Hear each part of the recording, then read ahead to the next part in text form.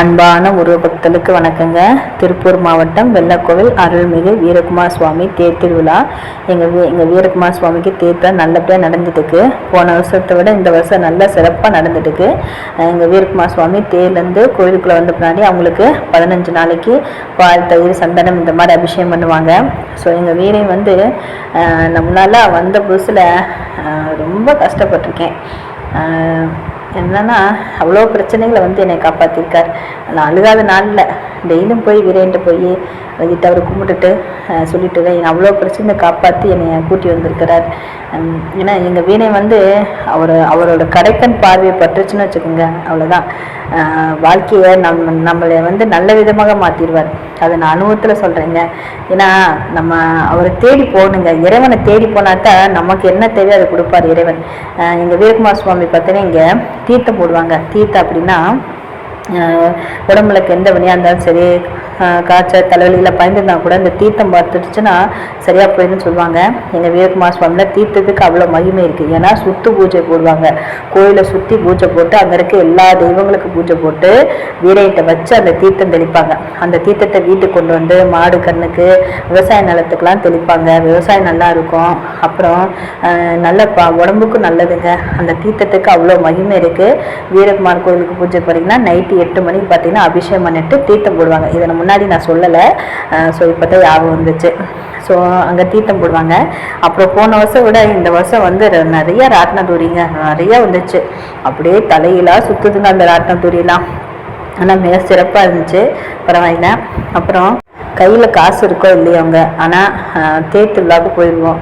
ஏன்னா அங்கே இருக்க சுற்றி பார்த்துட்டு எங்கள் வீரையனை பார்த்துட்டு, ஏன்னா நாலு மனுஷங்களை பார்த்தா மனசு நிம்மதியாக இருக்குங்க. கோயிலுக்கு போனாலே மன நிம்மதி. இப்போலாம் அப்பன் பாதத்தில் ஒப்படைச்சிட்டு வந்துடுவேன். அப்பா முருகா நீ பார்த்துக்க, நான் எதுவுமே சொல்கிறதில்ல.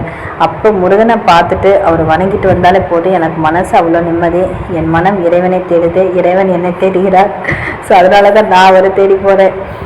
ஸோ அப்பன் முருகன் அவரை நம்பினாலே சரி, அவர் நமக்கு என்ன தேவையோ அதை கொடுப்பார்.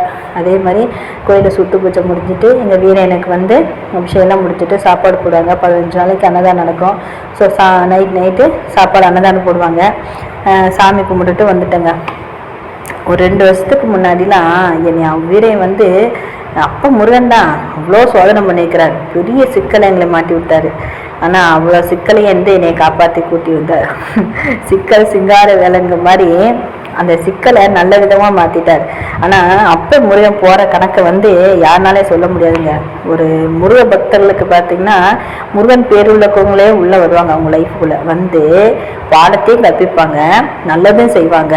ஆனால் அது என்ன வினையாக இருந்தாலும் சரி அதை நல்ல விதமாக மாற்றிடுவார். அப்புறம் எங்கள் வீரையும் பார்த்துங்க, கோயிலை போய் தான் சுற்றி வராரு. அவருக்கு பொட்டலி போடுவாங்க. பொட்டலி அப்படின்னா பட்டாசு வெடிக்கிறது. கோயிலை சுற்றி எங்கள் வீரையும் தேர் வருவாங்க.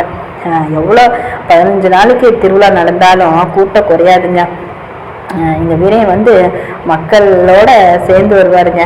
அவரை பற்றி வெள்ளவல் மக்கள்கிட்ட கேட்டு பாருங்க. எங்கள் வீரைய அப்பப்பா சொல்கிறதுக்கு வார்த்தைகள் இல்லை. என் அனுபவத்தில் சொல்கிறேன். எனக்கு தாயுமாய் தந்தையுமாய் இருப்பவர் என் அப்பன் வீரையன். எனக்கு இப்போலாம் நம்பிக்கை இருந்துச்சுங்க. என் அப்பன் முருகன் நிற்கார், எங்கள் வீரையன் நிற்கிறார், அவர் பார்த்துக்குவார். எனக்கு அந்த நம்பிக்கை இருந்துச்சு. இங்கே பார்த்துக்குங்க, நான் இந்த அளவுக்கு பேசுகிறேன்னா அப்போ முருகன் என்னை எவ்வளோ சோதனை பண்ணியிருப்பார். அவர் இடத்துல வரணும், அவரை வணங்கணும். அவர் பக்கத்தில் நம்ம இருக்குன்னா கொஞ்சம் நஞ்சு வேலை இல்லைங்க. இதெல்லாம் லேசான வேலை கிடையாது. நம்மளை எவ்வளோ கஷ்டப்படுத்தியிருப்பார், எவ்வளோ சோதனைப்படுத்தியிருப்பார். அந்த பக்குவம், அந்த மனப்பக்குவத்தை கொடுத்துருக்காங்க. ஸோ அதனால் முருக பக்தர்கள் அப்போ முருகனை கெட்டியா பிடிச்சுங்க. அவர் நம்ம சோதனை பண்றாருன்னா நம்மளை உருவாக்குறாருன்னு அர்த்தம். சாதனையாளர்களாக மாற்றுவார் அப்பன் முருகன். ஸோ தாயுமாய் தந்தையுமாய் இருப்பார் அப்பன் முருகன். ஓ முருகன்.